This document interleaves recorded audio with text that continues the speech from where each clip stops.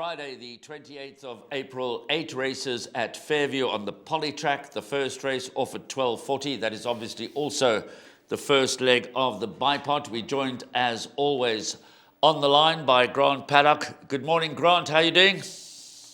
Morning, Graham. Yeah, all good this side. Thank you very much. As always, your first job, give us a weather forecast. Weather forecast for tomorrow, light headwind, nothing serious, won't affect racing at all. Decent temperatures, nothing too hot, not too cold, just a good day for racing tomorrow, Graham. That's great. So wonderful conditions for racing. The first race is a maiden juvenile plate over 1,200 meters. We have a short-priced favourite in the form of number 4, Waz Woter or Vaz Voter. Kamalo riding for Gavin Smith. That's at 13-10. Farie and Krief are at 33-10 with number 7, Move On Over. The former Cape horse, number 8, Swift Winged, is at 5-1. Only had the one start in the Western Cape. Waz Woter does appear to have the best form in the race. Yeah, 100%, Graham. Definitely the best form. The big plus here is the addition of the blinkers. He ran 3 lengths to a very decent colt of Alan Krief's last time out, Fairy Night. And that is more than good enough to beat a field like this from a one draw with Kumalo up. I think it's a very shallow race. And I think the colt will win comfortably. The Krief horse can only improve after her first run. She did go out a little bit hard last time out and fell in a hole, but she looked like she needed it. She'll probably be better over the short, straighted poly track. But it's going to be a bit difficult from that 7 draw. Vaz Voter very strong for me. Banker in the bipod, Graham. Short and sweet. Banker number 4, Waz Woter in the first leg of the bipod. Moving on to race 2 is a maiden plate for fillies and mares over 1,600 meters. The race due off at 13:15. It's the first leg of the place accumulator.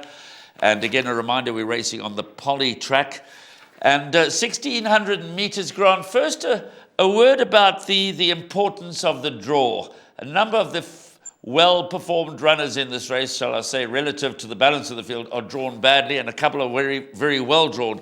Brazilian Storm is well-drawn. Salient Point is well-drawn, but a couple others badly drawn. It's extremely difficult. Yeah, the draw is vital here, Graham. You know, you're jumping on a bend, on a camber, and those horses like Dreamstar, who's got decent form, drawn out at 16, they've got it all to do. Same with Aphrodite. You've got to take your punishment, drop in, and hope for a run. But with that short straight on the poly, it's extremely difficult. So where are we going? Given the draw situation, where are we going in race 2? Graham, I'm very strong on this filly, Ponderosa Pine. She's having her 3rd run here. She's got a draw.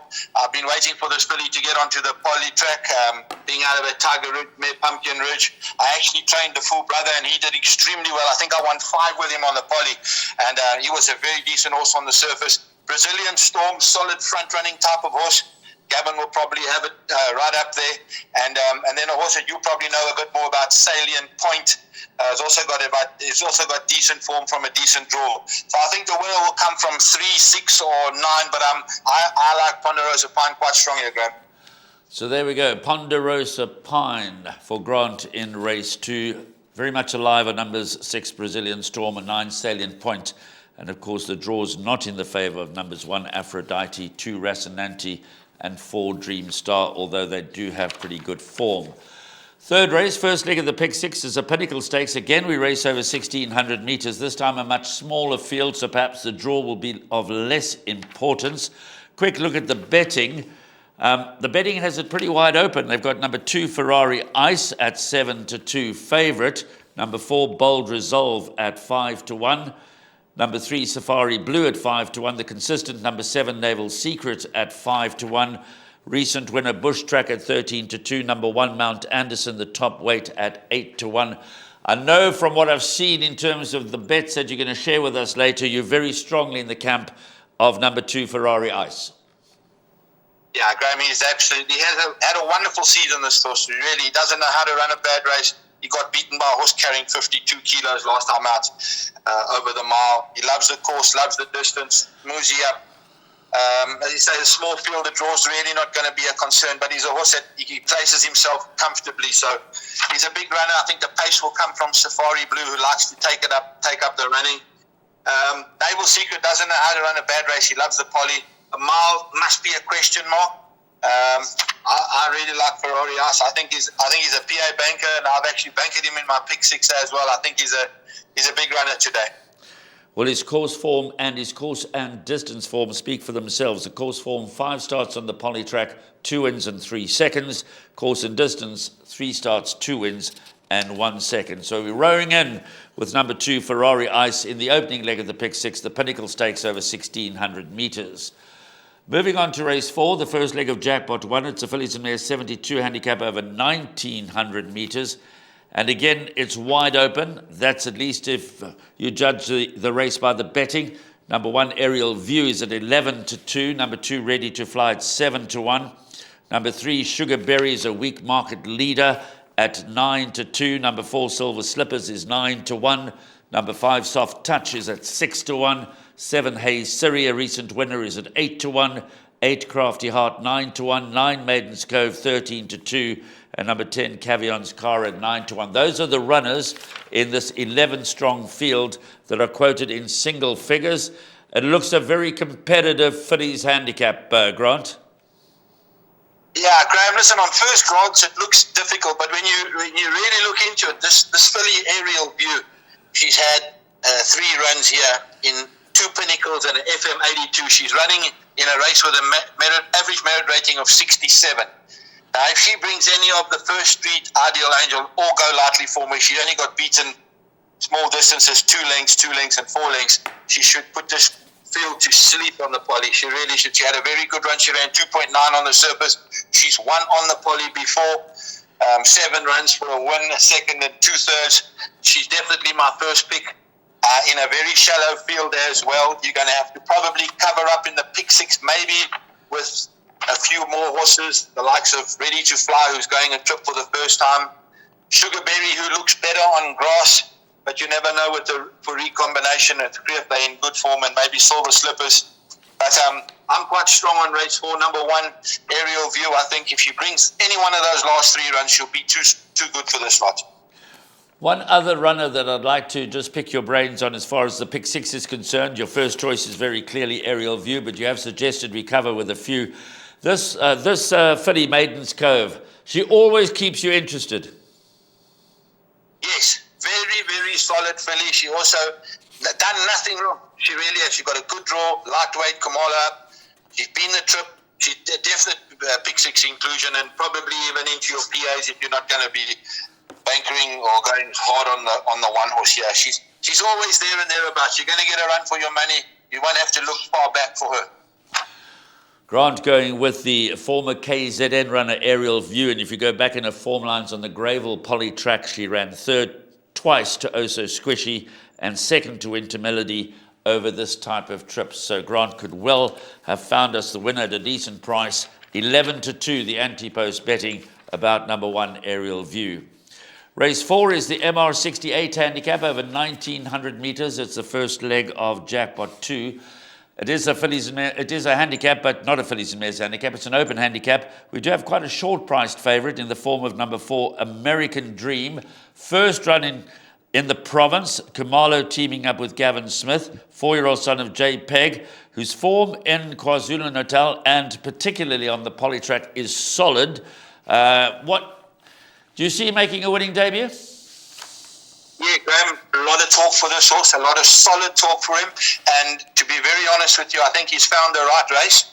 Very, very shallow race, this, must be very honest with you. I think this horse, I believe that horse that he ran 2nd to last time out, that Zaku is quite a decent horse in KZN. His only danger really is Almivar, the 3 horse. And, he ran 7 days ago in the 2400, so that's not ideal. So, with the talk is what it is, and it's very, very strong. I think this horse, American Dream, will start a lot shorter than what he is now, especially if Vazvota wins the first. And I'm very, very strong on American Dream. I've banked him in my pick 6 PAs and pretty much every bet that there is. You're absolutely correct, Grant. Zarko, you ran 2nd to Zarko last time out. Zarko came out after that run and ran a great 2nd, a very unlucky 2nd, in fact, in a handicap race. And if you look at the 2 previous runs, Majestic Power has won again since, And Hey Bill is a multiple winner, so he certainly brings the right sort of form into the race. Again, I'm just going to pick your brains on one other runner that I thought might be upset material, possibly only for trifectas and quartets, because we're going to go strongly with number 4, American Dream, to make a winning Eastern Cape debut. What about number 2, My Boy Reese? Yeah, 100%.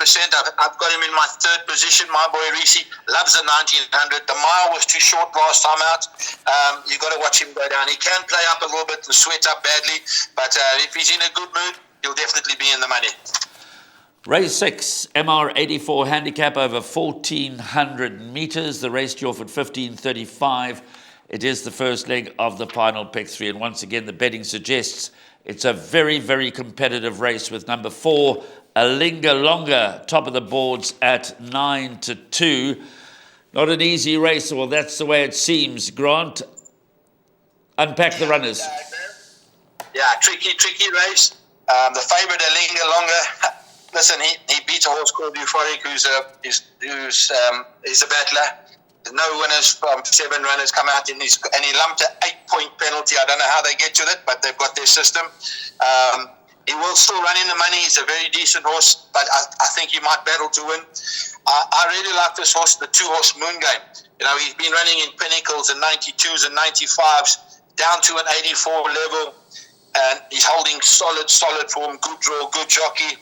I think he'll be a hard horse to beat. As I said, Lingalong will be in the place money, and this horse, Prince Vion, back into this kind of division. He won the Pinnacle beating Ferrari House first time out here. He goes well on the poly. He did very well over the poly 1400 in Durban. So he's got to be a massive runner as well. And then I do hear talk for the 10-horse here, Silver Tycoon, who had a very good first run here and can only improve. Rondak's a horse that's going through the divisions. But I'm still quite strong on Moon Game with Alinga Longa, Prince Vihan, and Silver Tycoon for the minor places. Yeah, Silver Tycoon was one of those that I was going to ask what you made of number 10, Silver Tycoon. You've answered the question. One other that I want to just mention before we move on to race 7, and that is number 1, Unconditional Love. The form in the high felt pretty good. Trained there by James Crawford for his dad, Brett. Was always in the money in Johannesburg. I'm a little surprised actually to see him shipped off, or see her shipped off to the Eastern Cape so quickly. But her form is pretty decent. She's run against some pretty decent horses, but she's got a bit of an awkward draw to overcome. Yeah, awkward draw, fully against the boys. 62 on the backs are probably the biggest concern. And yeah, she might find it a bit tough first time on the surface as well down in Port Elizabeth. So yeah, let's see how she goes first before we start tipping them. You know, fillies against boys with 62, not going to be easy from a bad draw. Yeah, I know indeed. But her poly form in KwaZulu-Natal was pretty strong. 5 runs for 2 wins, 1 second and 1 third. So she's no stranger to the poly, although there are differences, obviously, between the Hollywoodbets Greyville poly track and the Fairview poly track. So, Moon Game at 13-2. Nice, generous price. That's the choice of Grant Paddock for race 6. Race 7 is an MR66 handicap over 1,200 meters. Again, I've had sight of what you sent through, which we'll go through a bit later on. Your bets, you do make your value bet for the day, number 1, Drop of Time. Was 16-1. There's been a betting move. Your money, Grant, 16-1 into 10-1. Yeah, I think he'll start a lot shorter than that, Graham. I must be very honest with you. The horse is putting up exceptionally good work. He had 1 run on the poly here, which was a very good run in a plated race, running on strongly. Back in a handicap 66 division. I'm quite strong on this horse, I really do. I'm going to tip him to win this race. Not overly strong field, to be very honest with you. The favourite Travel Master, drawn out at 12.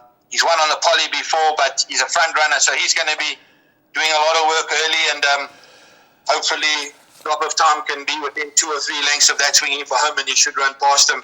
The other horse that loves the poly here as well is Cool Runnings from a good draw. The 9-horse, he's running from a 3 draw. He's got to be a runner as well.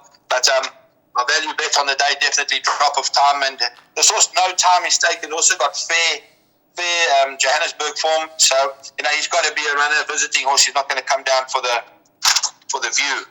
So I'm going Drop of Time. No time is taken.